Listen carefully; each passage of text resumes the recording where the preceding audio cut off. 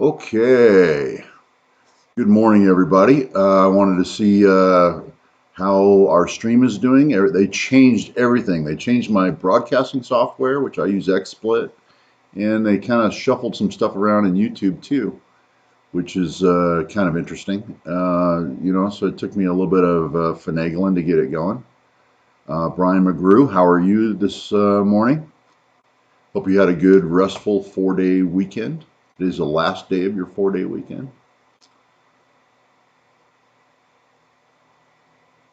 Okay, so loud and clear looks good. Okay, excellent.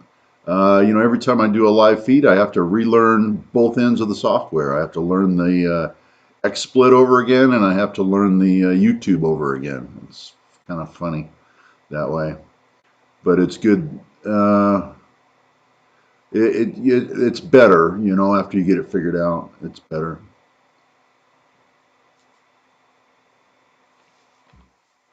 So what we want to remind you about today is at 1 o'clock my time, which is Pacific Standard Time. We're doing a live feed over on the ARW channel, and the topic on the ARW channel is heat treating.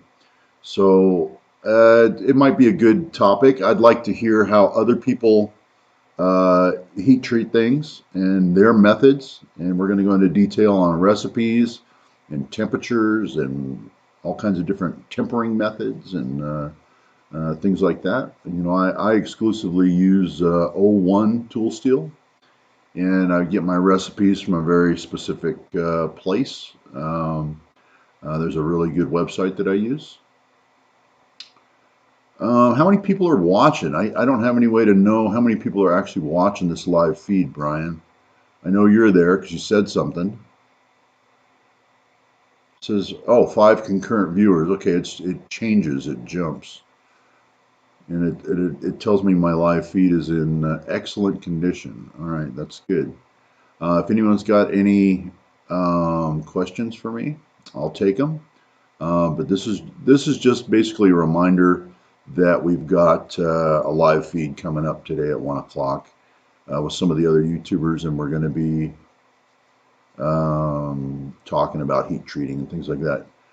Brian says he shows 13 on his screen. I don't know. I'm showing 8 concurrent viewers right now on my little dash panel. So that's kind of interesting that you're seeing it faster than I am.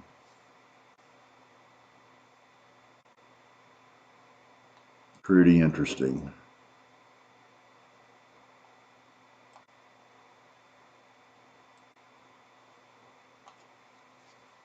Okay, well, I guess the stream's healthy. They're showing 8. John M says he's just got here.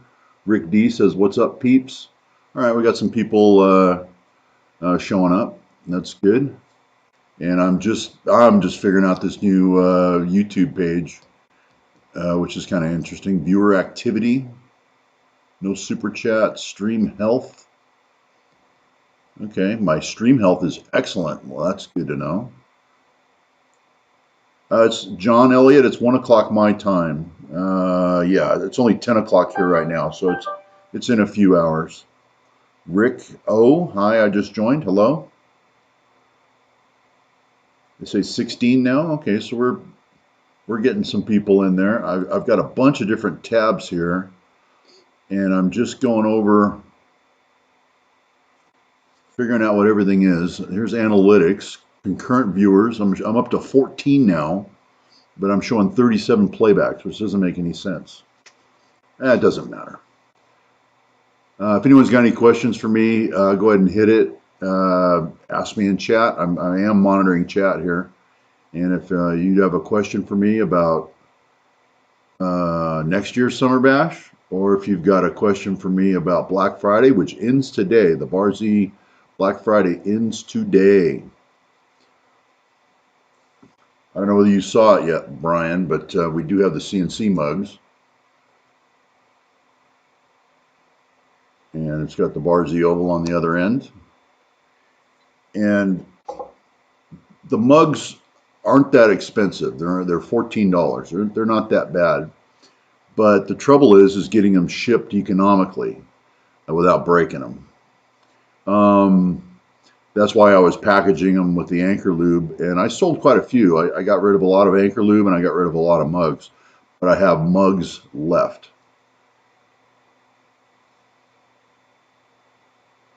I checked out your ADX install, and it was great. I just picked up an ADX 20. Oh, ADX, yeah, that's a good little phase converter. Anyways, getting mugs shipped economically, the best I've found is a medium flat rate box. They go in there, but they rattle around, so you got to pack them with paper. But then you're spending $16 to ship a $14 mug, which doesn't make any sense.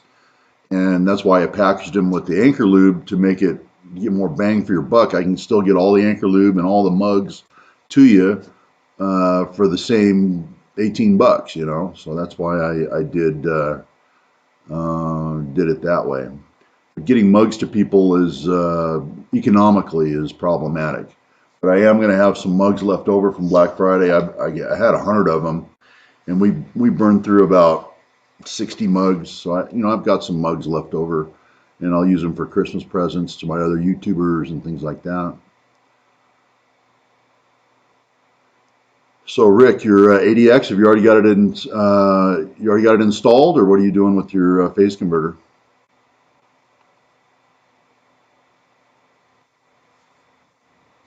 Any other questions you got for me? Throw them down in chat. We'll try to get you answered.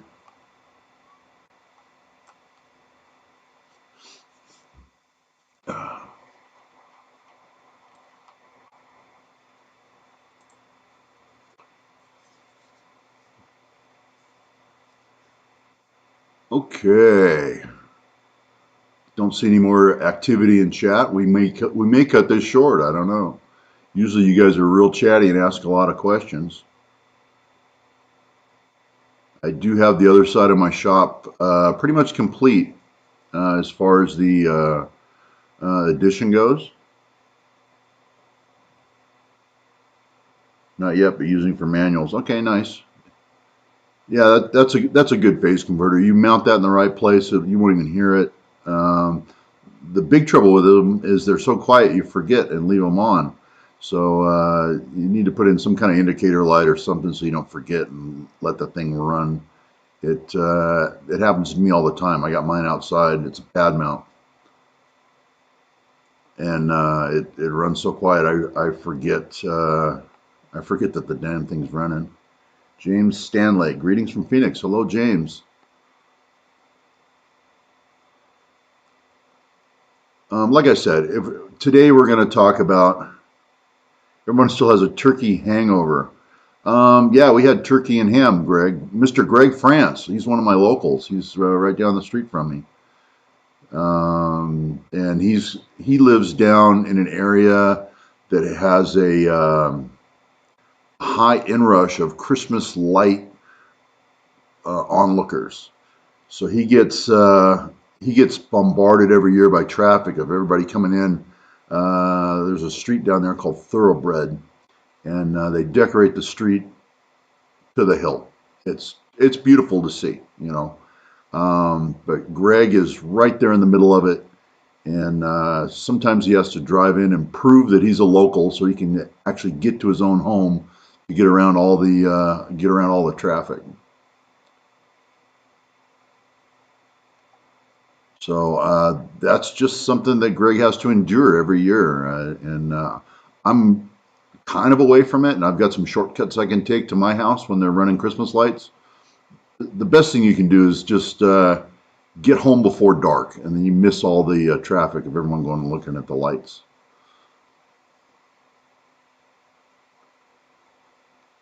Yeah, Rick, on that ADX, if you don't have the wireless remote, if you didn't buy that wireless remote, that's highly recommended. I love that thing. I glued them on the little remote keypad. I glued a magnet to it, and I just stick it on whatever machine I'm using, and you've got control of the phase converter from whatever machine you're on. But it still doesn't give you any indication whether it's running or not. So everybody's eating turkey today. Yeah, we finished ours. We didn't have a big turkey. And we actually had a lot of people come for Thanksgiving.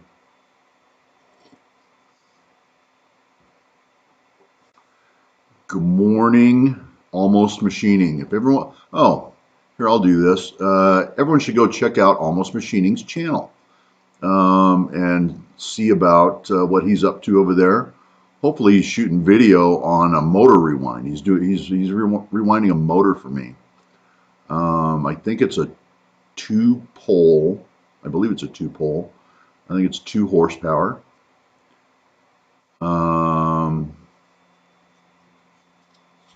And it's for my surface grinder. So he's rewinding the motor on my surface grinder, which is fun. And if it works out, great. If it doesn't work out, well, we'll send it to a motor shop. But he said he wanted to try, so we'll let him run with it. Should I buy the remote? Then as it sounds good. Should I buy the remote then, as it sounds good? I really like my remote start, Rick. It's just a little kind of like a key fob thing, which is easily lost. Like I said, I glued a magnet to the back of it so I could stick it on whatever machine I'm using. It every once in a while it gets lost. My little key fob gets lost. I forget what machine it was on, and I have to kind of wander around and find out which machine I was using last and find the remote. But it's got a local start stop right on the phase converter, which still works. The local switch still works, and then the remote can go from wherever you are. Actually, go Packers, go! Steve Martin said that. I'm not a football fan, but if you're into it, yeah, go Packers. Yeah, Rick, it's plug and play. It's pretty simple. It's just a little magic black box that goes inside your phase converter, and then the remote just kind of floats around the shop. But you will lose track of the remote every once in a while. John M says he bought a Phase Perfect converter in 2008, still working great. It was spendy though. I think the Phase Perfects were electronic, weren't they? Didn't they use a bank of it's got like VFD technology where it converts it from AC to DC and then back to AC or something like that. I think Phase Perfect was,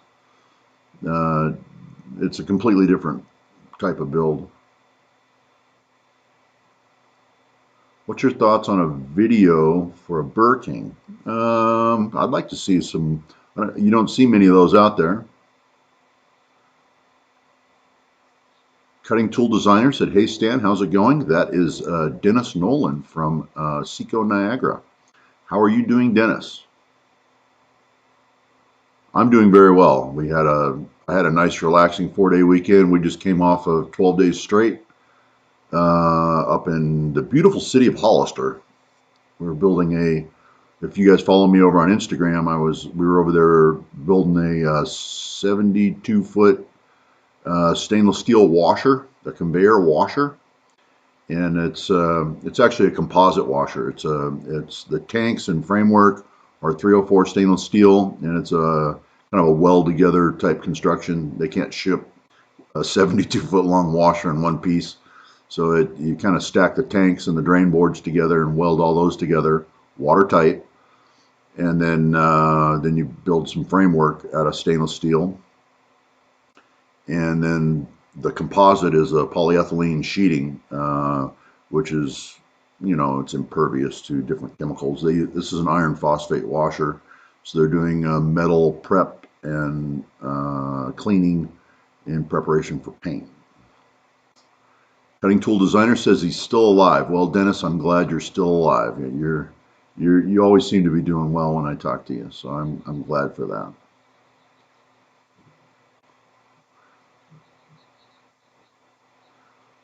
Okay, so I guess there's football today. Is that why you're saying go Packers go? I'm guessing that's a football thing. Like I say, I'm not a sports fan, but some of you guys, I know you like your sports. I like sports that have wheels. I'll do off-road racing, NASCAR, Formula One, drag racing, things like that. I kind of dig the auto sports, but I don't do the physical type sports.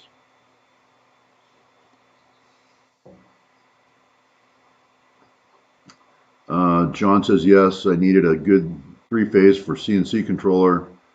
Worked the Omni GT75. Other cheaper converters didn't work. Okay, well, I'm glad it worked out for you.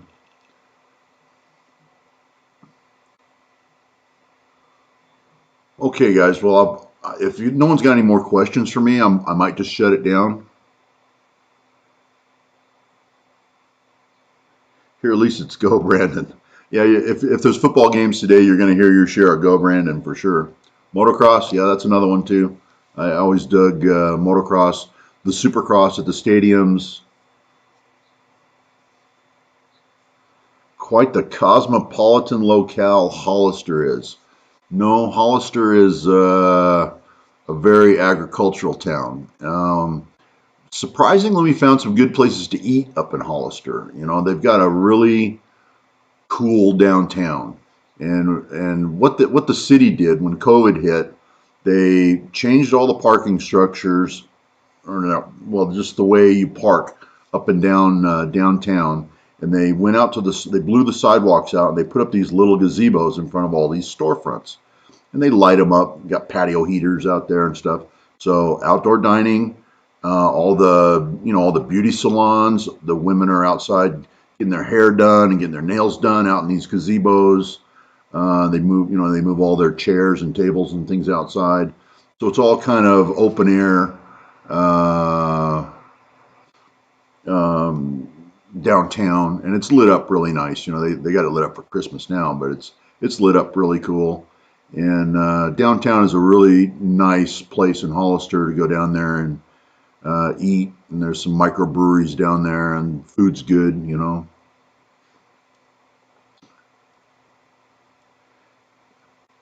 Hey Al, how you doing? Yeah, I'll see you on ARW later today. I wanted to come on and remind everyone about the ARW live feed later today that we're going to be doing. The topic today is heat treating, so it'll be interesting to hear other people's methods and what types of steels they're using for their heat treating. But we're going to talk about temperatures and times and hardnesses, and I know what works for me. I know my recipe and what works for me.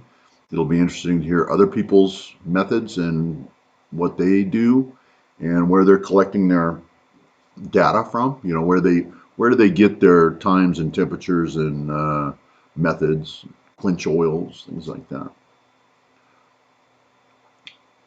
But no, Greg, the Hollister, it's actually pretty good. We found a few good places. What that town desperately needs is an In-N-Out burger. There is no In-N-Out burger in Hollister. The nearest one is way up in Gilroy, which is about 15 or 20 miles away. And when we get off work, we don't feel like going up there, and it's too far to go for lunch. But there's a really cool little place. It's kind of a biker town. There's a lot of, they got the cruise night with classic cars and a lot of Harley, classic Harleys and stuff running around. But there's a really cool place called Corbin. And if you don't know what Corbin is, it's a place where you can go and they will stitch you up a custom seat. Any type of leather, any kind of pattern, they will make you a custom seat while you wait for your bike. Just call ahead and do it. But within Corbin, where they do all the custom seats on the bikes, they've got a 50s style diner, and it's all decorated with James Dean and Marlon Brando and Steve McQueen and all the bike guys. So they call it the Wizard at Corbin, which is just a good little 50s diner with excellent food. And we go over there a lot. It's real close to the job. And we found a few other good watering holes. There's one down in the town of San Benito that we go to called the 19th Hole. And they don't call a ribeye up on the Central Coast or up in the Bay Area. They call them Spencer steaks. That is a ribeye. But you order a Spencer steak up there, and it's to die for. It's dry aged. I think it's a 27-day aged beef, and it's pretty good. We can't duplicate that The only kind of aging you can do or curing you can do at home is packing in rock salt for a couple of days. But they age their steaks 27 days dry aged. Hometown Saturday night oval track, paved or dirt, either way. That's a good Saturday night. We used to go to Glen Helen. Let's see, Speedway night was Wednesday. So we'd go over to Glen Helen Raceway, 8th mile, dirt oval, I think very little bank, if any, maybe a 2-degree bank, oval. Lot of fun, and it was cheap. That was good entertainment on a Wednesday night. I could be there in 20 minutes, hot dogs and beer, and watching Speedway. That was a great Wednesday night. Unfortunately, Glen Helen has lost their insurance and they don't run there anymore. Highway 152. That sounds familiar. I think Rick says Highway 152. I think that's the highway that cuts over from I-5 across the San Joaquin Reservoir and drops you into Hollister. That sounds like the road we take. I don't have all those highways up there memorized, but that sounds familiar. Time to tune up the sand rail. Yeah, sand rail's a lot of fun. I used to actually drag race the sand rail over at Glen Helen. Well, the first time I showed up, they let me run. I had a big Volkswagen motor in it with a nitrous bottle on it, and they didn't think the car was going to run that fast, and I got kicked out of Glen Helen because I didn't have a wheelie bar, and the thing just came up on its back end and stayed there all the way down the track. It's 100 yards in the dirt. And he said, well, and it ran 4.3 seconds at 102 miles an hour. And the guy says, do not come back here without a wheelie bar. And I got kicked out of the sand drags the very first time I went. And I didn't even have a wheelie bar, so I had to come home and make one. And we used one go-kart wheel in the back. And so I had a 7-foot wheelie bar that hung off the back of my sand car. And then I could really put the squeeze to it after that. You get that front end controllable. My sand rail, you could walk up to it and pick up the front end with one hand. It was super light. The whole car weighed 985 pounds. It was a pretty light car, and it was a jackrabbit. It would get out of the hole really quick, and it ran good enough. That's back when I had a 2-liter big Volkswagen motor in it with the naturally aspirated with nitrous, and they were staging me up against, big block Jeeps and all this stuff, but these are big, heavy things, and they're not getting out of the hole very fast, but they would run me down, but they only had 100 yards to do it. So I would jackrabbit these guys and get out, 6-8 car lengths.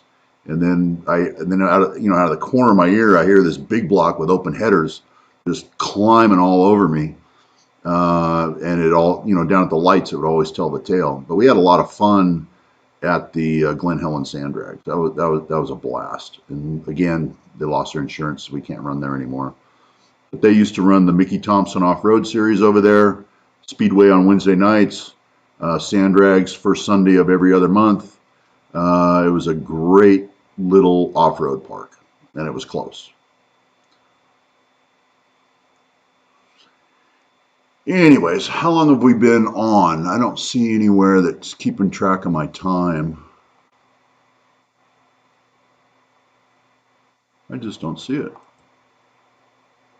Oh, okay. All right, I got it now. Well, I just wanted to remind everyone about I have Glen Helen out here in SoCal. I used to race motocross there. It sounds like you're talking about a different Glen Helen, Stan. No, Glen Helen out in San Bernardino County. That's what I'm talking about. I think they still run the motocross over in part of the park. It's a big park, and they had 2 different owners.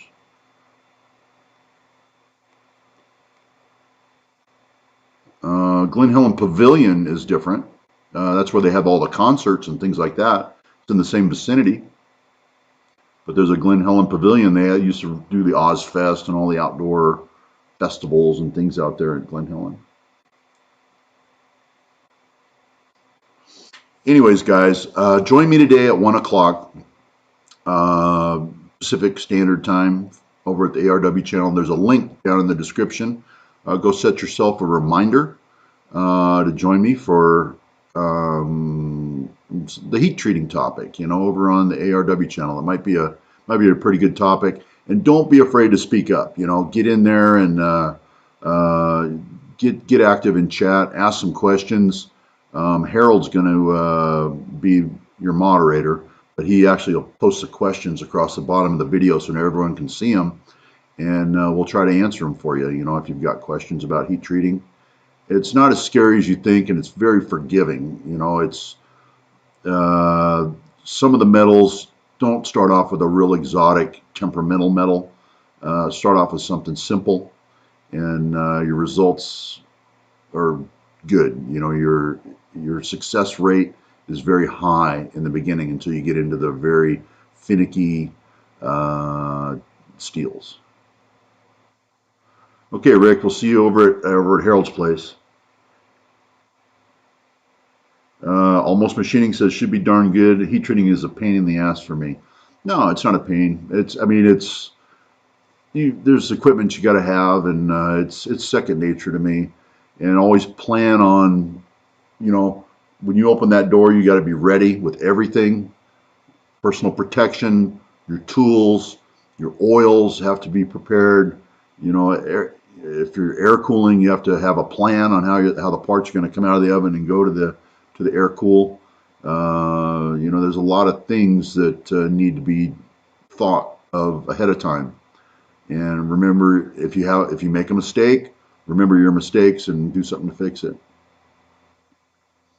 Okay, Al, we'll see you at ARW this afternoon.